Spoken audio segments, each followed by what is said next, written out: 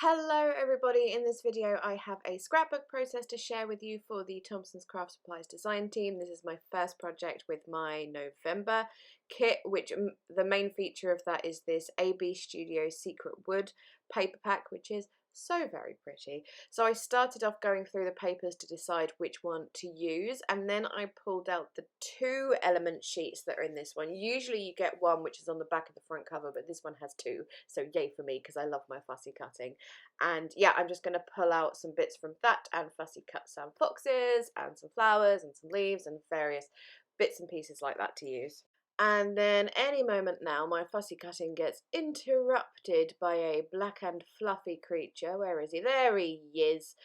Honestly, it's something about fussy cutting. Every time I start fussy cutting, this cat jumps up on my desk. I don't know what it is, but anyways, so there's me trying to struggle and fussy cut around him, which does not, no, it does not work. It was not successful, so I had to turn the camera off, go and see to His Royal Highness's needs and demands, and then come back a little bit later. So everything that I wanted to fussy cut, you can just see it creeping in the left corner there.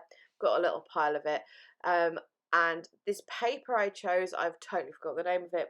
Oh, poopsies. No, I'm sorry, I can't remember the name of it. But you see, it has these sort of 2.5 little sort of partial floral wreaths on there, and they've got like the forest scene in the background.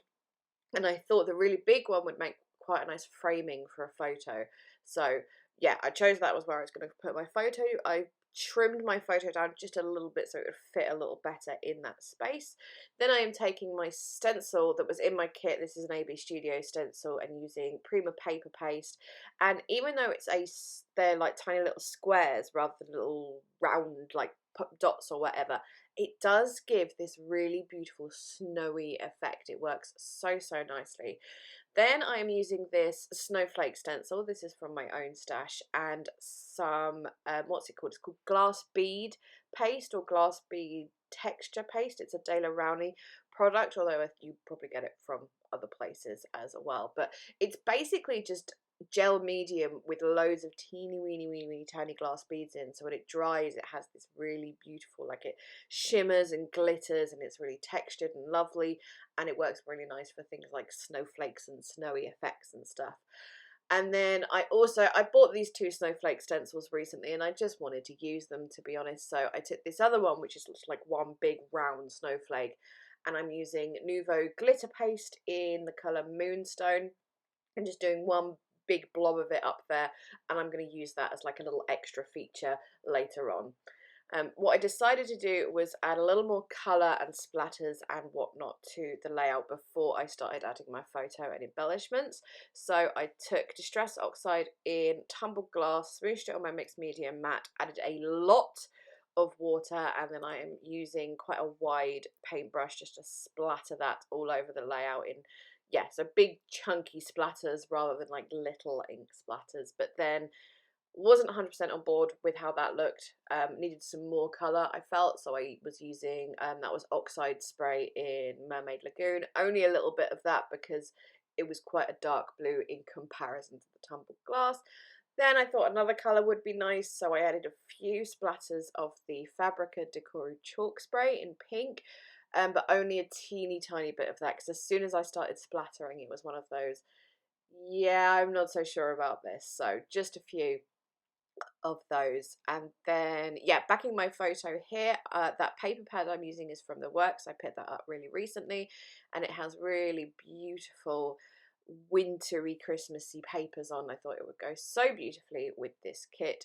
So as you saw, I backed the photo just with one layer there, and then I ripped up some bits of pieces to place behind that, just, you know, adding lots of texture and interest and stuff, going around the edges of all of those pieces with Distress Oxide in weathered wood. And I think that's pretty much all I'm going to do for backing my photo, other than propping it up on some foam. Surprise, surprise, I always do that. And then, but again, I wasn't happy with the splattery situation in the background, so I have watered down some white gesso, and I'm just splattering that all over the place. And yeah, I was happy with that in the end, because it added lots of, like, colour's the wrong word, but lots of interest. It works for the snowy effect going on. It toned down some of those darker colours in the background. So I had quite a lot of those, but I really like the way that looked. Then I'm going to start adding all of my bits and pieces. I've got my fussy cut bits and pieces, a couple of flowers which are from my kit, and then a couple of other flowers which are from my stash, but are probably from previous Thompson's kits, if I'm honest. All the fussy cut pieces are going around the edges of those with the Distress Oxide and Withered Wood. And then, yes, on the embellishments go. So I will take this opportunity to talk about my photo. As you can probably see, it is a photo of a fox, and that's why I fussy cut out those foxes, because appropriate. This is, so in our garden, there are 2 foxes that frequent our garden. They are this year's babies, so we've kind of seen them grow up. They were twins or whatever. They were so cute when they were little. Oh my goodness, like we would see them playing and dancing in the garden, and it was just the most precious thing in the world. And anyways, they're getting bigger now, obviously, and one of them, so as I said, there's 2 of them. One of them is quite confident and the other is not. So I only have pictures of one of them. It's not that they're tame or anything, and obviously I wouldn't do that because it wouldn't be good to tame a wild animal. But he or she is not that bothered if you're right at the kitchen window, or even if you're outside. As long as you're standing still, he'll come fairly close, keeping an eye on you, get whatever he's doing or do whatever he's doing, and then naff off again. But it does make for some pretty good photos, and I just love foxes. I think they are delightful. And anyone who partakes in the quote-unquote sport of fox hunting should be hung, drawn and quartered, in my personal opinion. But anyways, moving on to happier things. Once all my flower and fussy cut pieces were down, I am adding little blobs of the gloss gel medium in like just all the little gappy pieces between the embellishments, and then using these Prima glass beads which were in my kit to just like add these little areas of interest. And then I took the metallic paint, silver Fabrica Decorum metallic silver paint, there we go, and just dabbing that on the glass beads so they really, really shimmer and have that sort of snowy effect, and also on some of the embellishments as well, particularly those really big flowers just on the edges of the petals and stuff. And it just gives, like, the glass beads kind of give that sort of frosty effect. Now, full confession, this photo was not taken in the winter. I took it maybe a month ago, so very much in autumn, but it doesn't matter. Foxes, winter, you know, it works. Here I am using some glittery thickers from my stash. I think they are Dear Lizzie thickers, to write the title Hey Foxy, which I know it sounds a bit simple, but that's what I just say to myself every time I see the fox in the garden or one of the foxes. I go, Hey Foxy. So that's why I went for that title. And then I'm going to finish off, of course, with my Nouveau drops. I'm using the glitter ones, White Blizzard, Silver Lining and Neptune Turquoise.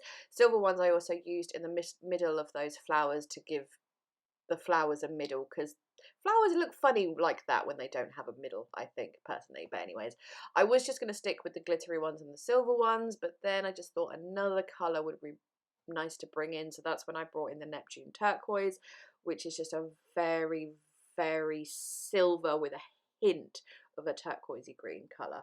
And yep, there we go. There is the layout complete. Thank you so much for watching. I will leave links to products used down in the description box. If there's not a direct link in like my list of products used, then it's probably because it's something I use so often that it's linked in my Amazon storefront. So just letting you know about that one. Anyways, yeah, I will have a corresponding blog post on the Thompson's Craft Supplies blog if you want to see the pictures in more detail. And that's about it from me. So yes, please leave me a thumbs up if you enjoyed this video. Chat me down in the comments, and I'm going. Thanks again. Bye bye.